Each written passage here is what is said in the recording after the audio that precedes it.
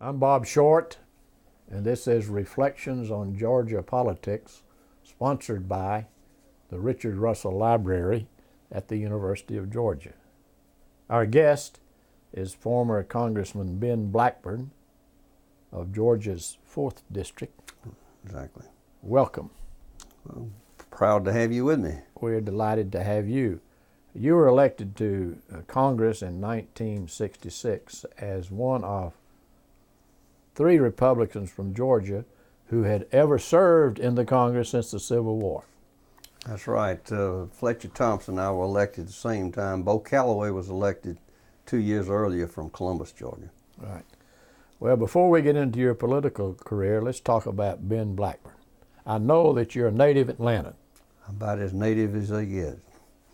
I was born in a house on the old Hemp Hill Road, which was the same street Lester Maddox had his Pickerick restaurant on.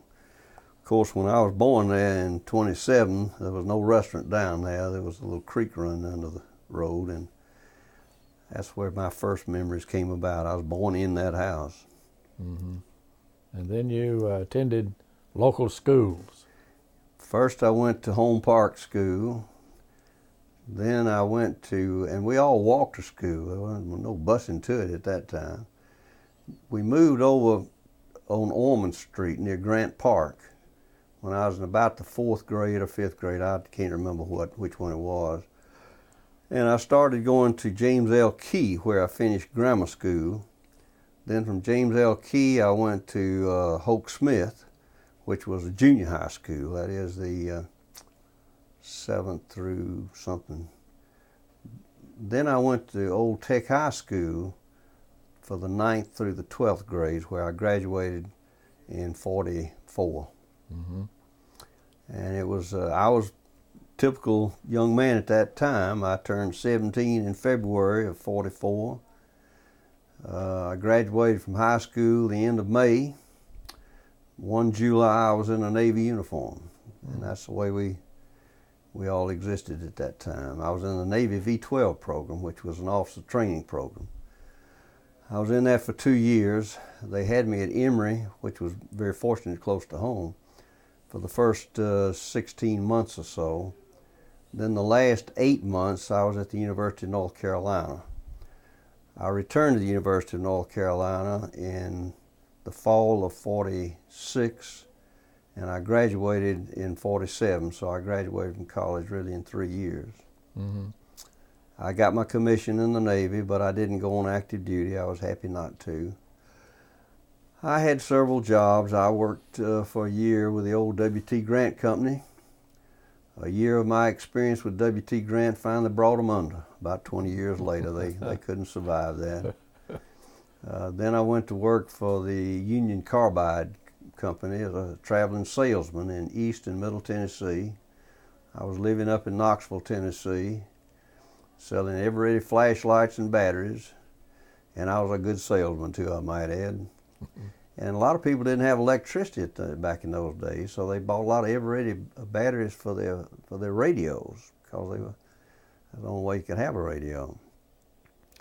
Then Korea came along in June of 50, and I shortly had my orders from the Navy to report on board the Lyman K. Swenson. She was a 2,200-ton destroyer. She was commissioned in 44. She saw action in World War II, saw a lot of action in Korea. It was while I was in the Navy that I met my future wife, Mary. She was a Navy nurse. She was stationed at Bremerton, Washington. My ship came into Bremerton for an overhaul period.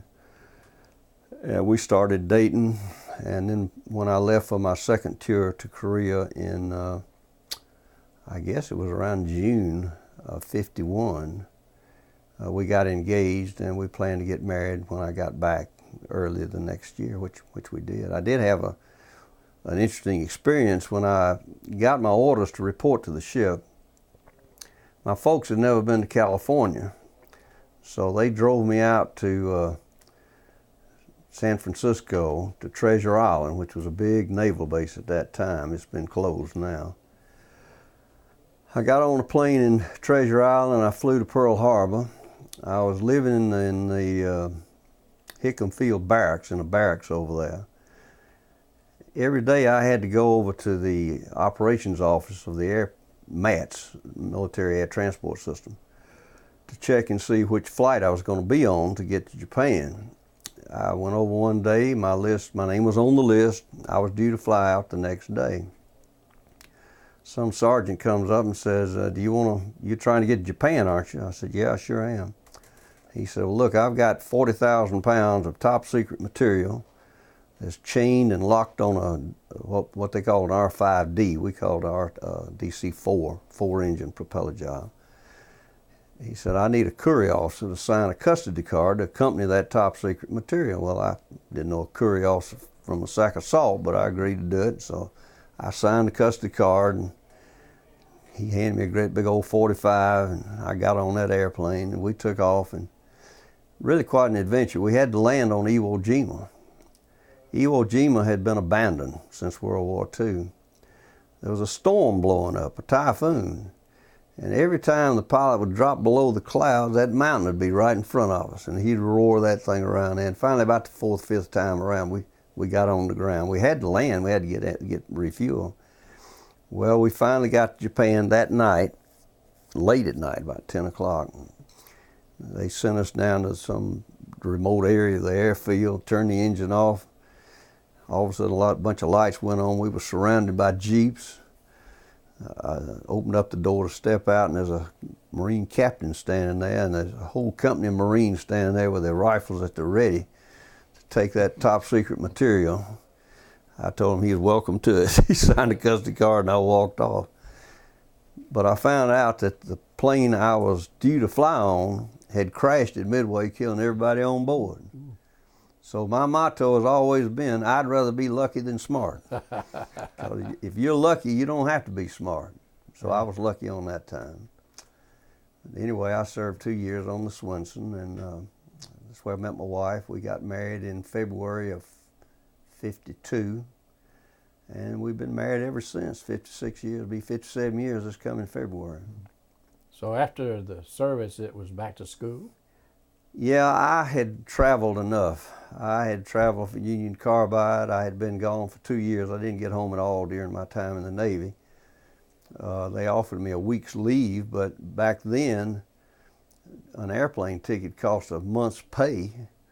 If I got a train, I'd get home just in time to get on the train to come back. So I just didn't try to go.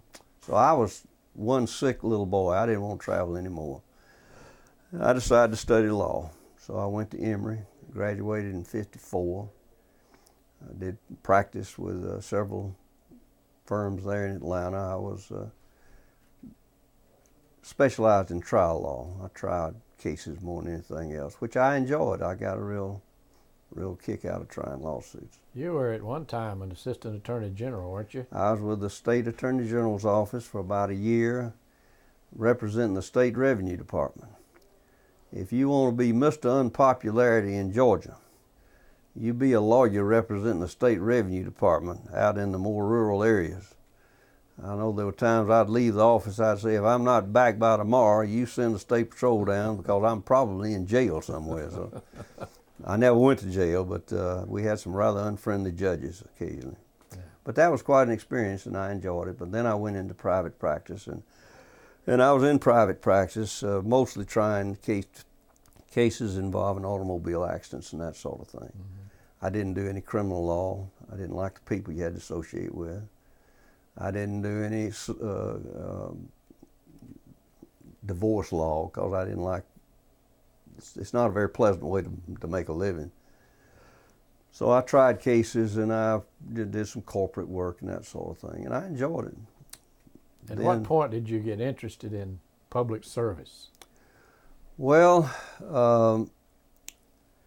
I think when I was at the University of North Carolina, I had some law professors, not law professors, I mean some professors there who were way out in left field somewhere, and we got in some pretty vigorous disagreements on occasion. I probably paid for it in some of my grades, but anyway, I developed a strong dislike for government trying to run private business, trying to run my affairs anyway.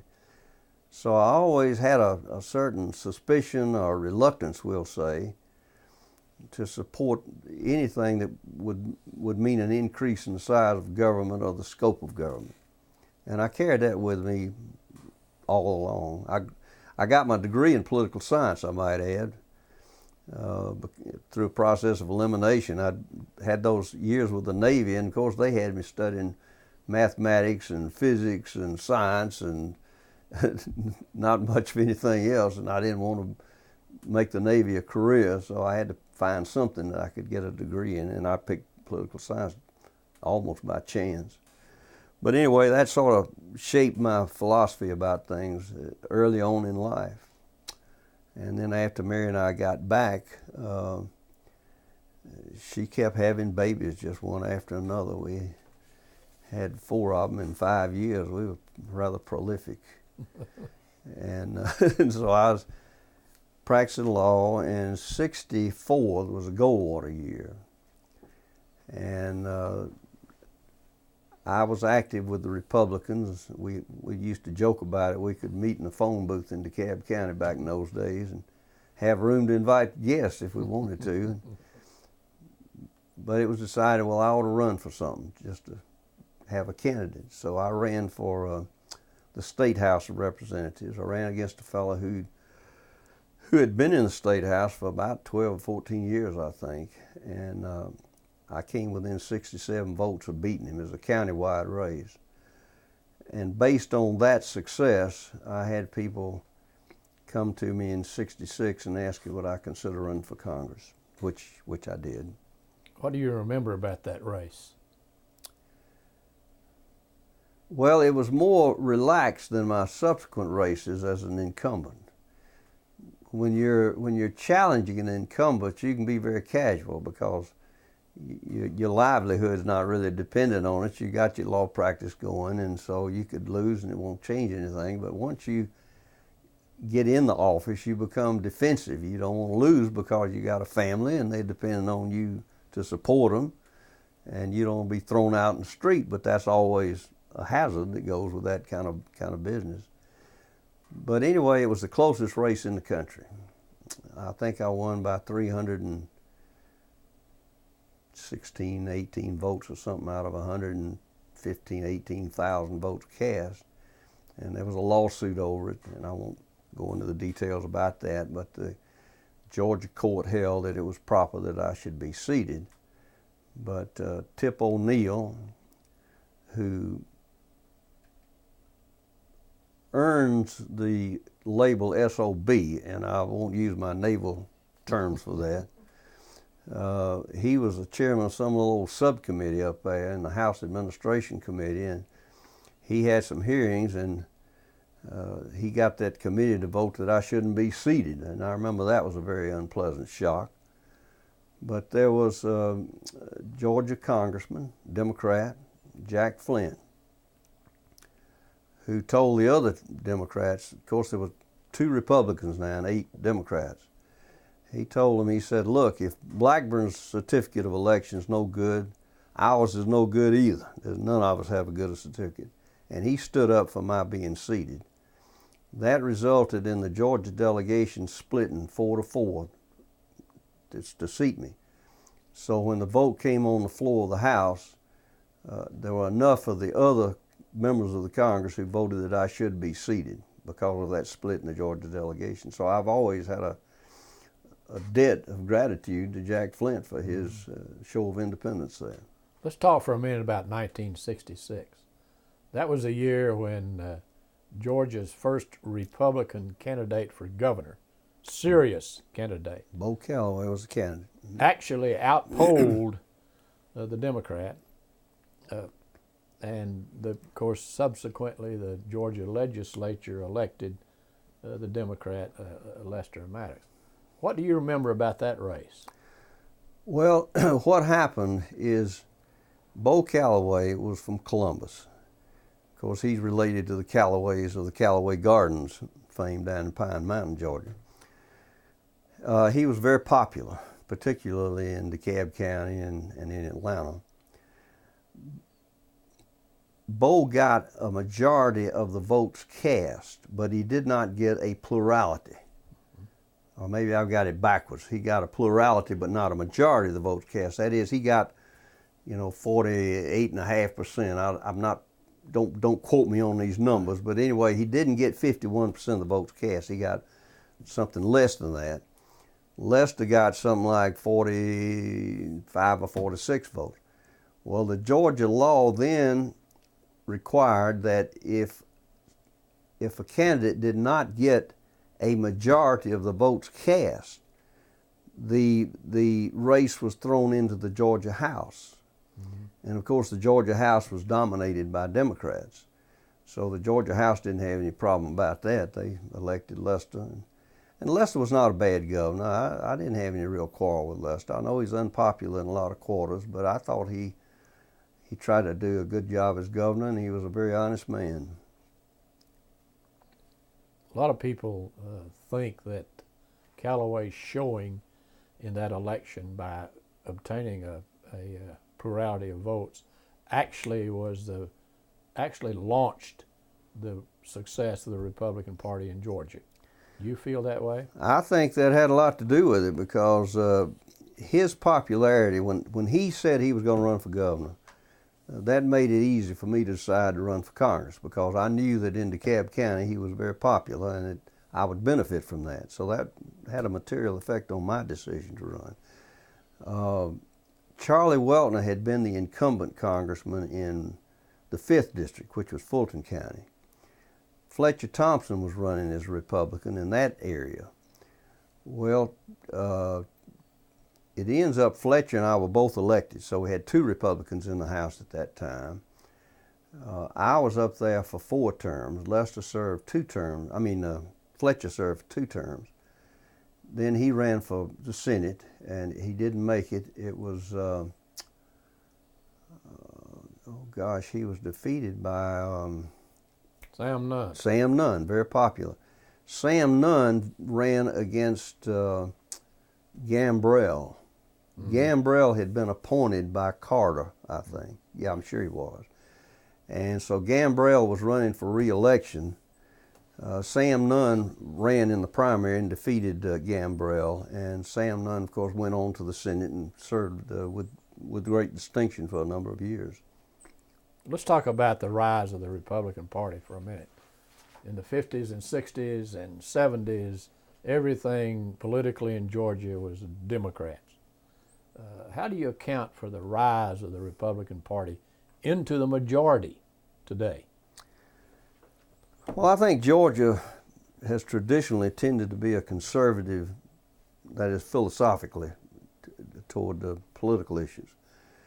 And the National Democrat Party has gone out there in left field so far that they aren't communicating with anybody who has any conservative instincts at all. So it wasn't Georgia that left the Democrat Party. The National Democrat Party left the state of Georgia. Mm-hmm. And of course the Georgians had to turn to the Republican Party as the only alternative they were willing to support. And I think that accounted for it. Mm-hmm. So in 1967, you're off to Washington, freshman congressman. What was your reaction to the Congress when you got there? Well, I was flattered. I was honored to be elected up there. First thing we had to do is find a place to live. We moved up into Kensington, Maryland. Had 4 children. Our youngest boy was still in grammar school. The oldest boy was in, my wife is nodding, I'm wrong again. She enjoys correcting me. He was in junior high. Who? David was? Our youngest boy was in junior high, in middle school. Okay, you're right. She's always right. I've noticed that over the years. 2, 3 were in high school. And the oldest boy was in high school. In fact, they all graduated from high school up there because we were there 8 years. Mm-hmm. The first thing that I noticed that really upsets me, and it still upsets me, was there's such a lack of communication between the 2 parties up there.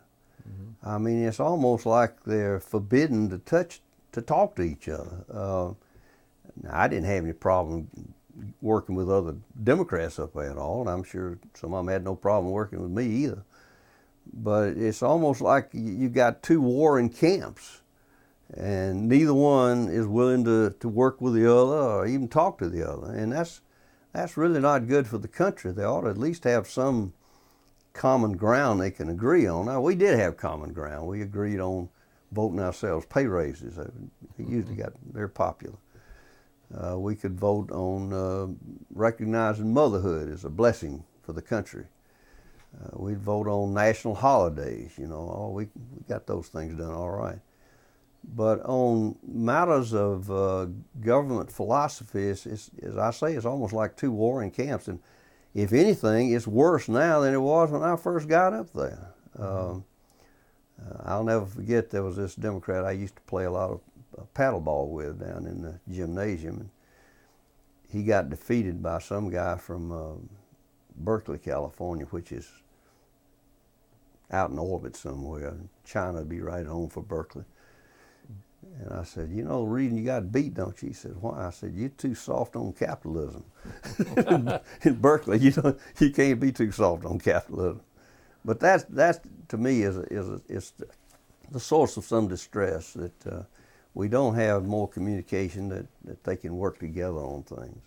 When you got there, Ben, the Republicans were in the minority. Oh, very much so. How are your committee assignments, and did you get what you were looking for? Well, I did, because I was on the committee on committees, we called it. That is the one to make the assignments. And the committee assignments are really quite valuable.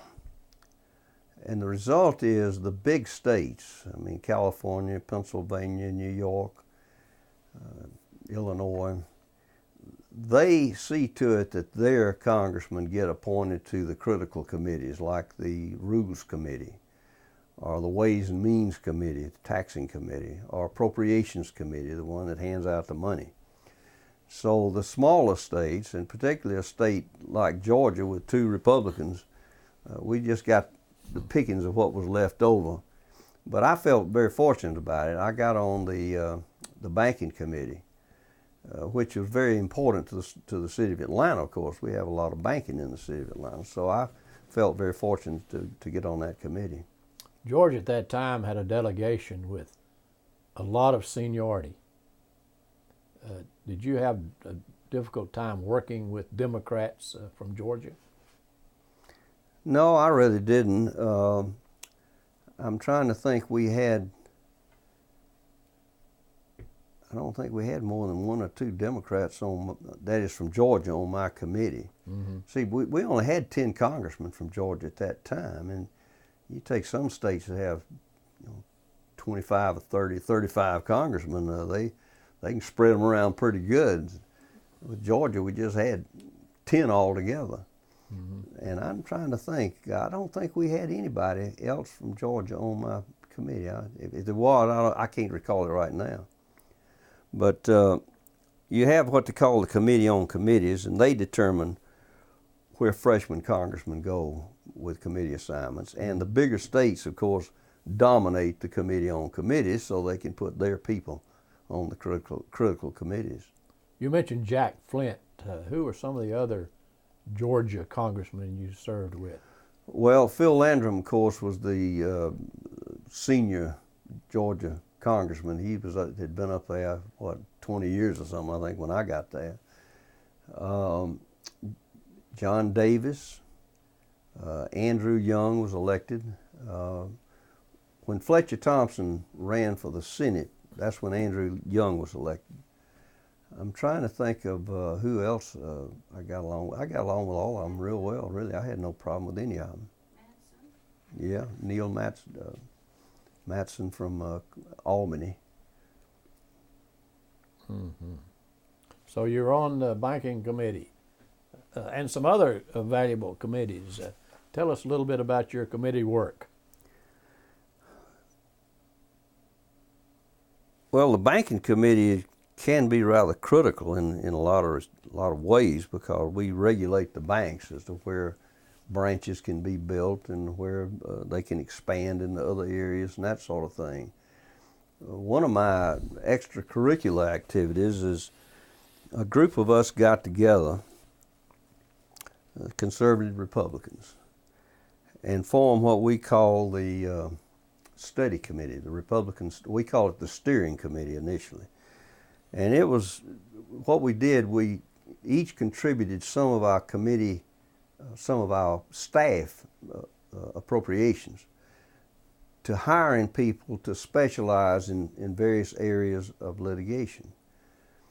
We had a bill that was coming up on the floor, and the reason we formed this steering committee is we'd have issues come up for a vote, and we didn't have the research we really felt we needed to deliberate these things and present our side of it. So we hired people to specialize in given areas of legislation, and we would bring them on the floor when the bill would come up. Now, we had some organizations, and I think the main one at that time that we had on our side politically, philosophically, was the American Enterprise Institute. But we'd go to them and say, we've got a bill coming up dealing with subject A, and we want to know, do you have any work on that give us some research that we need? And they'd say, oh, we're doing a real in-depth study on that. We're going to have that work out in early October. And we'd say, well, this is June and the vote's coming up next week, and that's not going to do us a whole lot of good. So that's why we set up this steering committee. And our symbol was a Texas longhorn steer that we had with the long horns, and they'd be at the top of the masthead of all the material we'd send out. And we were sending out a lot of material. We had a critical vote come up that would have absolutely brought this country to a halt if this thing had passed. And we defeated it by, 4 or 5 votes. It wasn't a substantial vote. But a result of that, we had some people, and Joe Coors was one of the leading ones. Joe Coors came to us and said he liked what we were doing. Well, of course, the Republican leadership objected to our using the term steering committee because the title implied that we were part of the Republican leadership, which we weren't. We were just a group of guys got together. So we had to drop the steering committee, and we became the Republican Study Committee, and it's still in operation in Congress. I've forgotten when we started this thing. It was probably 69 or 70, somewhere along that line. But Joe said he liked to contribute money, and the Coors family had been through a rather shocking development. Adolph Coors, the founder of the Coors Brewing Company, had died, and the inheritance tax on the business was such that the family was going to lose control of the business. And they, of course, had to go around and sell stock in order to maintain their control of the Coors Brewing Company. And they realized that government, it can be a pretty dangerous thing when you let it run loose. So Joe wanted to contribute money to our operation, but we found that you could not accept private contributions for congressional staff purposes. So that's what led to the origin of the Heritage Foundation. So we set up the Heritage Foundation as a 501c3 nonprofit public policy research organization. I was defeated in '74, November of '74, and I was asked to become chairman of the board of the Heritage Foundation, which I did. And at that time, I think our budget was about $750,000, and we had a staff of maybe 4 or 5 people. And our quarters were on the second floor of an old filling station that was abandoned. But that's where we started, and we eventually bought some buildings there on Massachusetts Avenue. And when I left some 8 years later, our budget was something over $10 million, and we had our own building on Massachusetts Avenue. And the Heritage Foundation continues to do some very good work. In fact, they were known as the Reagan administration's research organization.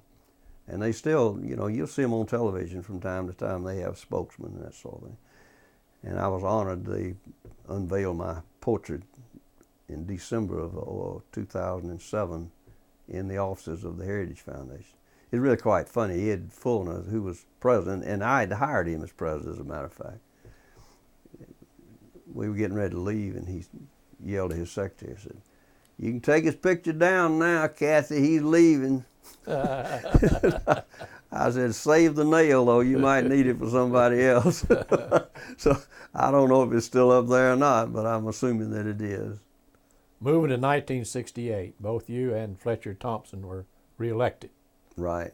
And that was the year that that the Capitol clique, 5 constitutional officers, decided they would switch to the Republican Party. That's in Georgia group. Yeah. How did the party accept their new converts? Well, I was personally well pleased and very happy, because that was what you might call a seismic shift in politics in Georgia, and certainly Georgia has become predominantly Republican ever since. Now nothing's permanent in politics, and so that could be up for grabs now too. 2 years later, in 1970, you were again reelected, but those 5 party switchers were defeated. Well, they had been Democrats, and their former supporters felt betrayed, and of course they worked overtime to make sure they got defeated. It's sort of like George H.W. Bush, who made that infamous "read my lips" statement, and then he gets elected and announces he's raising taxes. So there are a lot of people, Republicans, who felt he'd betrayed them, and there was old Ross Perot sitting there to inherit those votes. Then 1972, you're again reelected. But a sad thing happened. You were the only Georgia Republican in Congress. Did you feel like a fish out of water? No, let me tell you, it was a great position. I could caucus. I never had a dissenting voice. I could carry any issue, and it was 100% of the Republican vote. So you get drunk with power after a while. Of course, just one vote doesn't really persuade too much out of 435 votes. Incidentally, how would a Republican congressman from Georgia get along with the Democratic leadership of the House? This division that I'm talking about between the parties really starts at the leadership. The leadership sets that agenda, and you don't waste your time talking to them. If you're a Republican, then no point in you talking to. If the Republican leadership can't talk to the Democrat leadership, you're not going to get any sympathy out of a single Republican talking to the Democrat leadership. When we moved up here to Jasper, Susan Landrum, who was Phil Landrum's daughter, she became our lawyer. We'd known them, when we were in Washington, and Susan was a great gal. She really was. She said many times that she blamed this division that we now experience. She blamed it on Tip O'Neill, and I have no problem sharing that opinion. He was as narrow, bigoted, intolerant, purebred SOB as we ever had in public office, and he wore the badge with honor. Mm-hmm. Now, people look at him, a big old fat jolly Irishman. Don't kid yourself. He had a knife in his belt. He'd stab anybody in the back without batting an eye. 1972, President Nixon was elected, and you got to serve with your first Republican president. Sure did. Did that change anything? Well, it did in one sense. That is, the president can influence the agenda that's going to be voted on. I mean, he has the bully pulpit, as we say, and he could decide what issues we were going to be debating on and which issues were going to be voted on, that sort of thing. But the president doesn't control things. He has a lot of influence, of course, but the leadership, the Rules Committee in the House decides what terms bills are going to come on the floor for consideration. And the Rules Committee can decide that a bill can come up without any right of amendment, or perhaps with one amendment, which generally means that if you oppose the bill, your party's leadership can propose some major amendment, but it'll be voted down on party vote. The Rules Committee is a very powerful group. And as I say, like Nancy Pelosi now, she will control the Rules Committee, and she will decide which bills are going to be voted on and which ones are not going to be voted on. And if a bill comes up that the public demands that there be a vote on, she can control the terms that it comes up for a vote, so that you really won't have a meaningful vote anyway. Incidentally, do you remember the first vote you cast as a member of Congress? Probably to adjourn the first day. But I can't. No, I have no way of remembering that. Let's talk a minute about Watergate. You were there at least a portion of that period. Oh, the whole time. I lived through it all. Yes. Well, tell us about it and how you felt about it and how the Republicans in Congress felt about it. And I remember it first really started bubbling to the surface before we had the Republican convention in Miami in 74. No, 72. Nixon was running for re-election then. Mm-hmm. He'd been elected in 70. He was running for re-election in 72. Clark Gregor, I think, was his campaign manager from Minnesota. And we had a caucus of the Georgia delegation in one of the big hotels there. And Clark came in and spoke to the group. And I remember I said at the time, I said, Clark, you can't lose this election. McGovern, I think, was running against Nixon, and McGovern never really got off the ground as a candidate.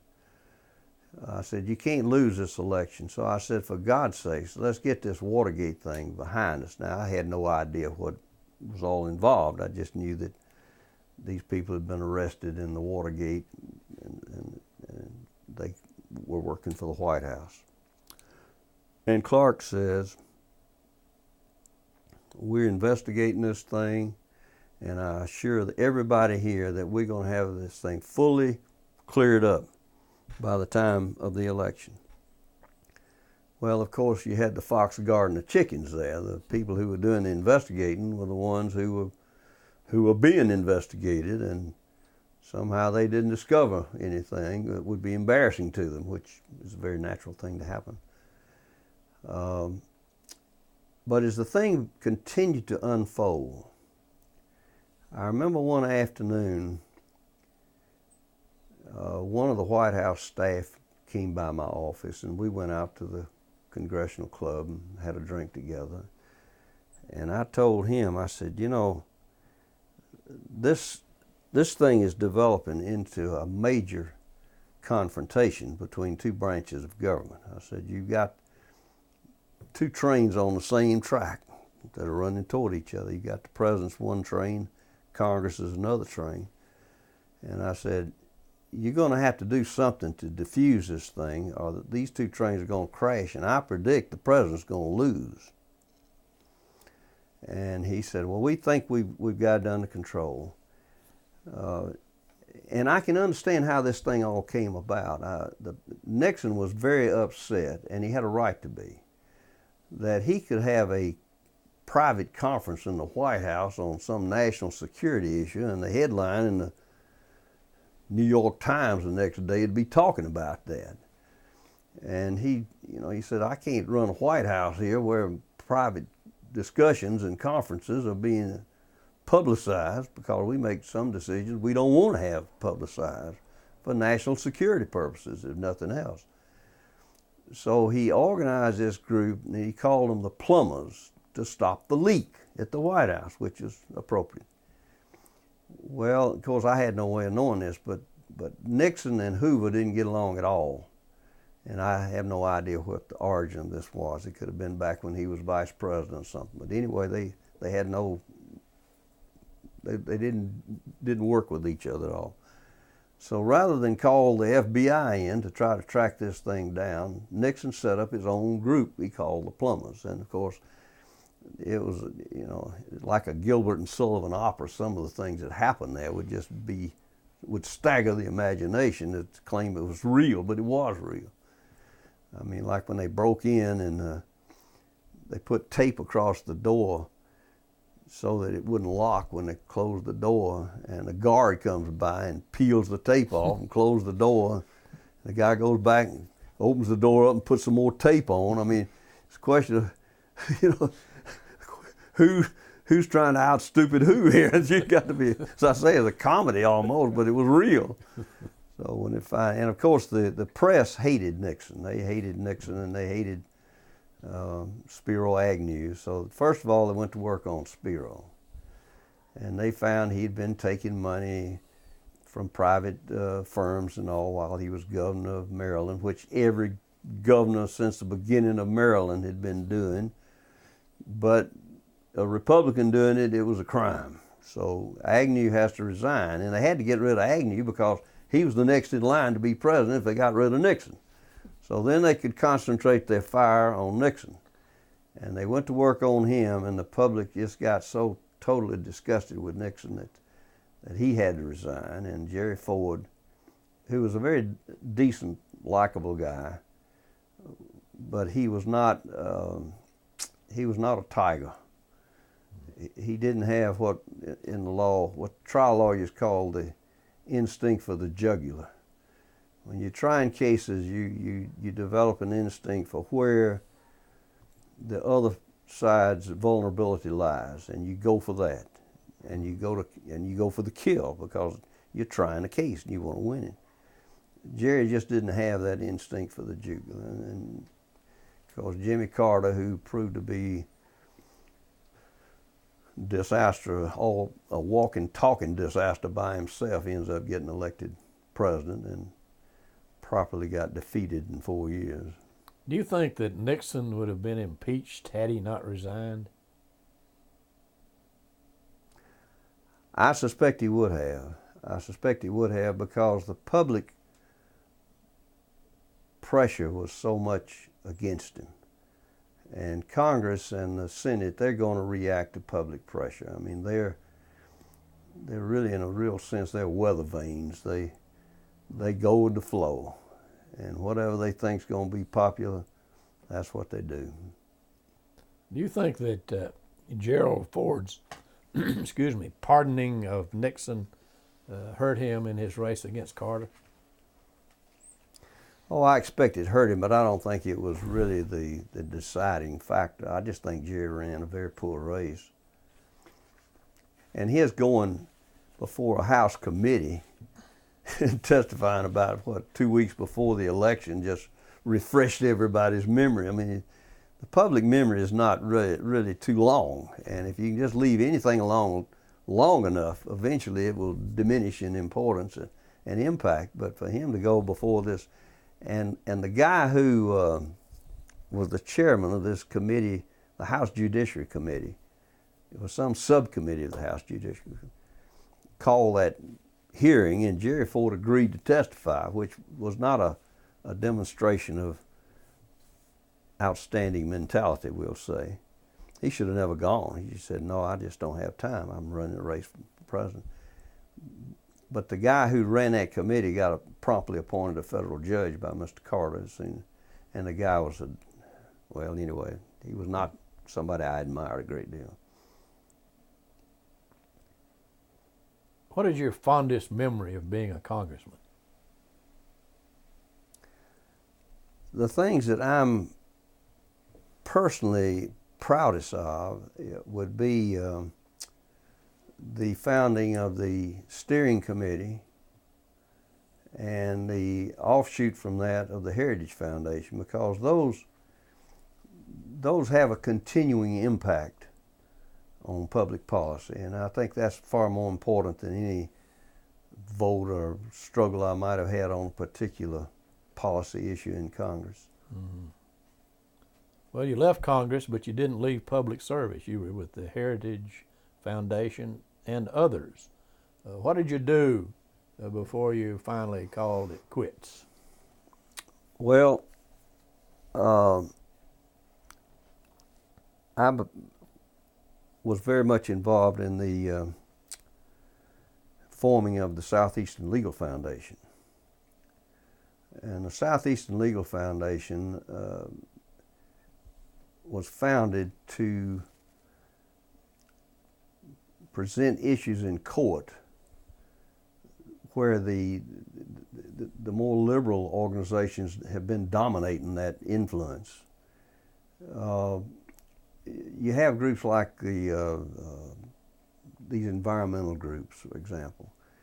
They can file a lawsuit and they can find a judge who's sympathetic, and the judge can enter a ruling that's very sympathetic to them that just expands the jurisdiction of these groups. For example, the Environmental Protection Agency. Some group filed a lawsuit to have it declared that every running stream is a river flow that should be controlled by the Environmental Protection Agency. Well, my God, you know, there are creeks running throughout America. So the Environmental Protection Agency was delighted to have that lawsuit filed because it expanded their jurisdiction enormously over what it had been. And now, when I was involved in the foundation of the Southeastern Legal Foundation, I said then and I say now, it's a pity that such organizations exist. And it's really an insult to our system of government, because what it says is that a few judges, single individuals, can enter rulings that overrule the whole Congress, the whole system of government, if need be. And we should not have that kind of concentration of power in the judiciary. The judiciary is not equipped to deal with broad policy issues. They don't have the means of issuing subpoenas, of having people come testify. The judiciary is limited to whatever the parties bring before them. And there may be evidence or testimony or facts that should be brought before the court that they have no way of even finding out about. And this involvement of the judiciary in policy issues is a scary thing, because you can get a nutcake as a judge, and we have them. I mean, we have judges who get impeached for dishonesty. We have judges that ought to be impeached for stupidity. But you don't do that. You just leave them in there, and they enter their rulings, which can do immense mischief to our whole system of government. You've been deeply involved over the past years in Republican Party affairs. In fact, you were on the Reagan transition team. What did the president ask you to do?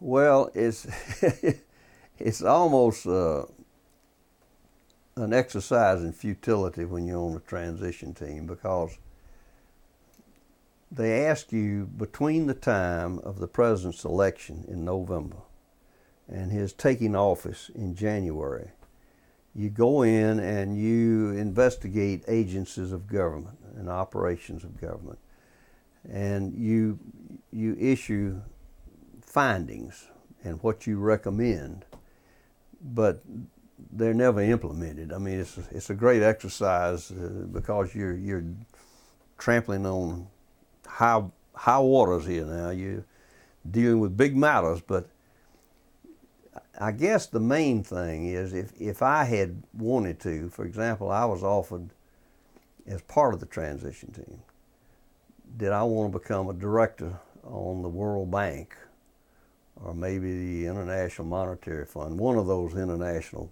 institutions. And if I had taken that, then I would have a continuing influence. But I was from Georgia, and I enjoyed being in Georgia. And I never did fall in love with Washington. And the idea of having to move up there for a longer period of time just didn't appeal to me at all, and I turned it down. But my transition work, in fact, I did a report, a study that the Wall Street Journal cited with approval. But I don't know that anybody who actually took over those positions ever read it. If they did, they didn't let it bother them. They didn't let it influence their decisions. How do you think history will remember Ronald Reagan? Oh, I think he'll be regarded admirably by history. He defeated the Soviet Union, and he did it by building up our defense. Jimmy Carter had led our defense. We were going to be rowing rowboats and bow and arrows if we kept going in that direction. What it was a poker game, and the United States just kept raising the ante. They were building a missile defense. Then the Soviets said, you have to remember, the Soviets were spending 25% of their gross domestic policy, gross domestic output on defense, which is not productive, which is not a productive use of your resources. It certainly doesn't contribute to the happiness and well-being of your constituency. We were spending something like 3.5% to 5% of our gross domestic product, which we could do without hurting people. I mean, we didn't have whole families living in one room with sharing a bath and a kitchen with other families and all that. We building houses and doing all sorts of things. When he kept building our defense, like the missile defense, and then he built the B-2 bomber, and he built these tanks. I mean, he just really did a job, and the Soviets just bankrupted themselves trying to match him. I mean, it's like in a poker game. You say, I'll raise you $10, and you've only got $2 in your pocket. You're going to have to fold, and that's what happened. The Soviet Union just had to fold. They couldn't keep up with us. Mm-hmm. What do you think future history will regard Jimmy Carter? About like they do now. Not admirably. He's just a hopeless little man, just well over his head. And he got that Nobel Prize as a way of the people in Norway of kicking George Bush in the tail. That was the whole reason for that, was to embarrass George Bush for going into Iraq. Did you ever think of running for another office after you left the Congress? It was one of the best kept secrets in Georgia, so don't let it out now. I ran for governor in '82. As I say, it's one of the best kept secrets in Georgia then, so don't let it out now. Nobody will be impressed. But that was the year that, oh God, I can't think of his name. Old age has done crept up on me and bit me. Joe Frank Harris was elected, sure was. Mm-hmm. Tell me about some outstanding Georgia Republicans who have contributed to the party. Bob Bell. Well, he ran for governor the same time, and he beat me in the primary, but he wasn't successful against Joe Frank. I think, you know, we've had some fine people in the Georgia Senate. Jim Tysinger, for example. Those folks were doing yeoman work. It didn't get a lot of attention, a lot of publicity, but they were keeping the legislature in Georgia somewhat in contact with reality many times on programs, and you know, they didn't get the credit for it publicity-wise, but I think we've had many Republicans. I'm proud of Sonny Perdue. He's our first governor. Mm-hmm. and you know, he's getting criticism, but you're not going to be in a public office without getting some criticism. You can't satisfy everybody, and don't waste your time. You know, I apologize to you. You do? Really? Well, I had forgotten that you ran for governor. well, nobody else knew about it, so why should you remember it? Well, tell us a little bit about that race. Well, looking back on it, I see now it was an exercise in futility because, first of all, I had been in Washington, and the political establishment in a state doesn't really admire people who in Washington. In fact, they kind of resent them because a congressman gets a lot more publicity and recognition, or a senator, a United States senator, gets much more recognition than a state senator or a state representative. So when a guy from Washington sort of says, look, I'm willing to be governor now, he's sort of condescending, you know, the way a lot of people, I didn't look at it that way, but that's the way a lot of the political establishment in the state look at it. They thought, well, who is this wise guy going to anoint himself to be our governor? So, you know, and you take a guy like Bob Bell, I mean, he had contacts all over the state from his service in the state legislature. And these contacts were deep and personal and meaningful. And I didn't have any of those contacts. So, I was doomed to failure. I can look back, I can usually tell you what I should have done. It's that prior planning I seem to have a problem with. But looking back on it, I recognize now it was I say it was an exercise in futility. But I wanted to do it, and I did it, and I'm glad. I've always followed the philosophy that I had rather try something and fail than to always look back and say, gee, I should have tried that. I can say I tried it and I failed, but at least I tried. Well, you would have made a good governor.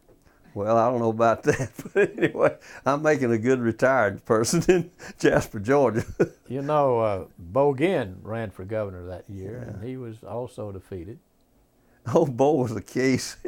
You know, he was out buying automobiles for his family, spending money like a drunk sailor. And Ronald Reagan used to say, well, at least a drunk sailor is spending his own money. And having been a drunk sailor myself, that's true. They do spend their own money. But it finally all caught up with him. And what I found amazing is his defense when he was facing criminal charges for, spending money he didn't have and making expenditures and such. His defense was, well, he never could grasp dealing with money. Well, he'd been on the Appropriations Committee in the United States House of Representatives. Well, that doesn't say much about the United States House of Representatives, does it? If you had your political career to go over again, would you have done anything differently? No, you take life the way it comes at you, and you deal with it from day to day and hope you make the right decision. Now, a lot of times I made decisions based on what I thought was logical. It turned out to be, it didn't work out that way, but that's just the hazard of trying to make predictions. Well, on behalf of the Russell Library at the University of Georgia, I want to thank you for appearing on our program and inviting you to come back anytime that you can and share with us your life and your political history. Well, I will not be pulling for Florida this weekend, if that'll make you feel any better. I have a granddaughter, though, is she a senior now at the University of Florida? So I expect there'll be a little division in the family on that football game coming up this Saturday. Good. But I always pull for Georgia anyway. Even though I never went there, I felt it's like I always pull for Georgia Tech. They're our teams, and I support them. Good. Thank you so much. My pleasure.